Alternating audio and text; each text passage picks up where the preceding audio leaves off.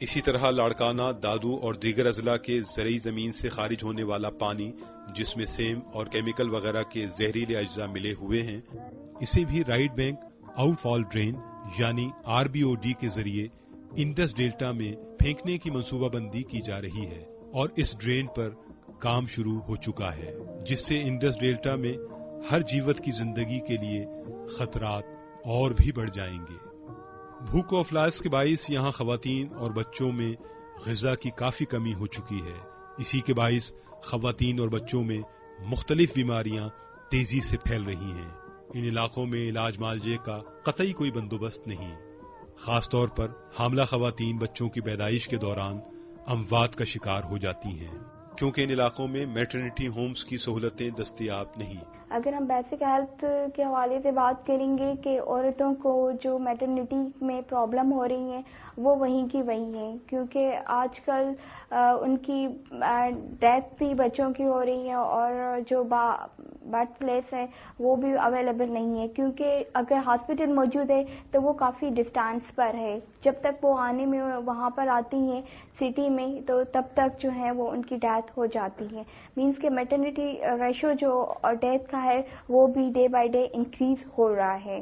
اور اس کے علاوہ عورتوں میں جو مسائل ہو رہے ہیں وہ بھوک اور بدحالی ہے، کیونکہ ان کی پراپر ہیلتھ کی جو ہونی چاہیے وہ اسی وجہ سے ڈسٹرب ہو رہی ہے کہ ان کو پراپر کھانا نہیں مل رہا ہے۔ ایک زمانے میں دریائے سندھ کے کنارے آباد ماہی گیر خوشحال زندگی گزار رہے تھے، جبکہ ان کے شانہ بشانہ عورتیں بھی ان کا ہاتھ بٹاتی تھیں۔ دریا میں پانی کی کمی کی وجہ سے مچھلیوں کی تعداد بھی کم ہوتی چلی گئی، جس کے باعث اب ہر طرف بھوک و افلاس کا سایہ ہے۔ لوگ روٹی اور پانی کو محتاج ہو گئے ہیں۔ یہاں کی عورتوں نے متبادل روزگار کے طور پر سندھی رلیاں اور دیگر کڑھائی و سلائی کا کام شروع کر دیا ہے۔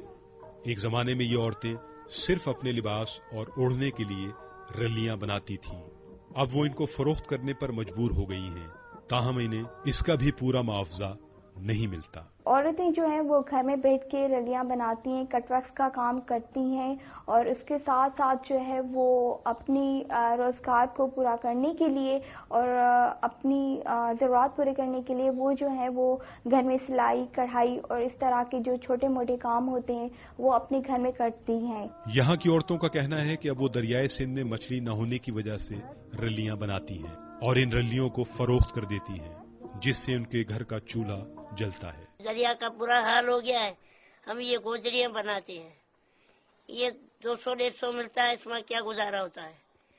پھر بھی اللہ کا شکر ہے اپنے گھر میں بیٹھ کے یہ گوجریاں بناتے ہیں۔ کتنے داستان ہے غموں کا، فکر کا، میں بتا کے پورے نہیں پڑھتی ہوں بیٹا، سچی بات ہے، ایمانداری کی میں نماز پڑھ کے بیٹھی ہوں جو میں جھوٹ بولوں، ان کو بھی اللہ کو منہ دکھانا ہے۔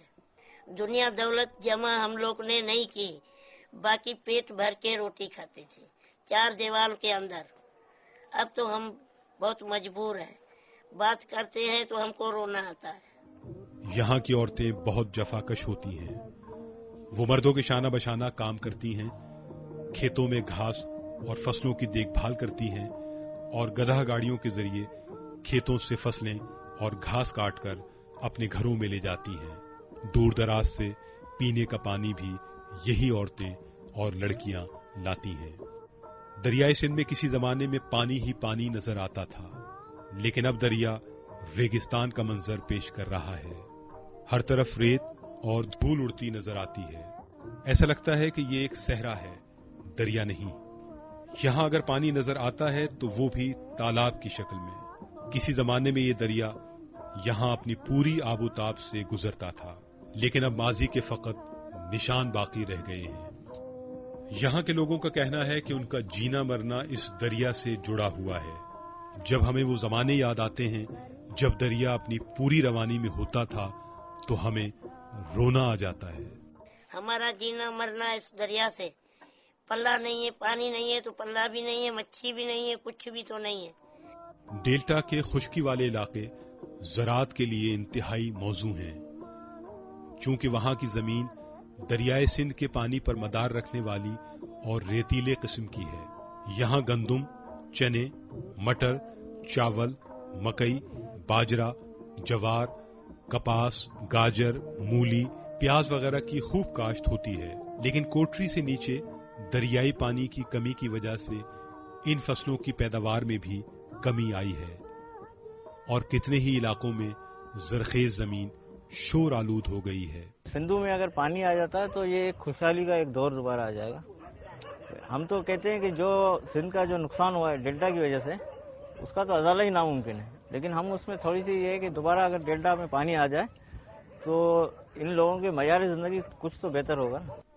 सिंध की एक कदीम बंदरगाह केटी बंदर है, लेकिन माजी के मुकाबले में अब इसकी सूरत हाल बड़ी परेशान कुन है। केटी बंदर की म्यूनिसिपैलिटी, जो किसी जमाने में कराची की म्यूनिसिपैलिटी को कर्ज देती थी, अब शदीद माली बदहाली की जद पर है। यहाँ के कदीम बाशिंदों के माशी हालात अब तरी का मुंह बोलता सबूत है।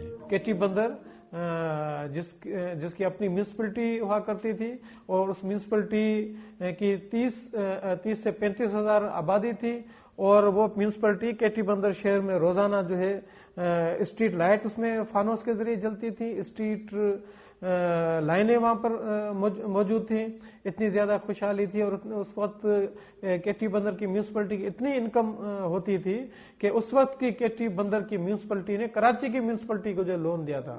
यहाँ लोग बेरोजगारी के बाइस अपना ज्यादातर वक्त होटलों और बाजारों में फालतू बातों के दरमियान गुजारते हैं। बाज जगह नौजवान स्नोकर खेलते और बाज जगह लोग फिल्मों से दिल बहलाते नजर आते हैं। गुटके के बगैर केटी बंदर के लोगों का तस्वुर नामुमकिन है। मछलियां हों या ना हों, कश्ती बनाने वाले अच्छे दिनों की आस में कश्तियां जरूर बनाते हैं। केटी बंदर से मुल्हिक कई छोटे छोटे जजीरे भी हैं। वहां तक पहुंचने का वाहिद जरिया कश्तियां हैं। 1.5 से 2 घंटे के सफर के बाद इन जजीरों तक पहुंचा जा सकता है। जजीरों की जिंदगी बड़ी मुख्तलिफ और परेशान कुन है। यहाँ लोग सदियों से आबाद हैं, क्योंकि यहाँ एक जमाने में ज़रई जमीनें होती थीं। समंदरी कटाव अब तेजी से बढ़ रहा है। लाखों एकड़ ज़रई अराजी समंदर निगल चुका है। 7 लाख से जायद लोग यहाँ से हिजरत करने पर मजबूर हो चुके हैं। माजी की ज़रई जमीनें अब जजीरों में तब्दील हो चुकी हैं। इस वक्त ये सारी तकरीबन ये जमीन जो थी जरखेज थी, तो समंदर तो यहाँ से कई मील जो है दूर था जी। यहाँ पर अभी तो समंदर तो अभी 20 साल हुए हैं जो समंदर इतना करीब आ गया। पहले तो यहाँ समंदर का नामो निशान नहीं था। तो दरिया का पानी छोड़ देंगे तो समंदर तो पीछे भी चला जाएगा, और ये दोबारा जो सेम थोर के जो इलाके हो गए, जैसे हमारे ये तो खैर बिल्कुल ही समंदर के अंदर खड़े हैं, लेकिन आगे जहाँ जमीनें गैर आबाद हो रही हैं वो दोबारा आबाद होने लग जाएंगी।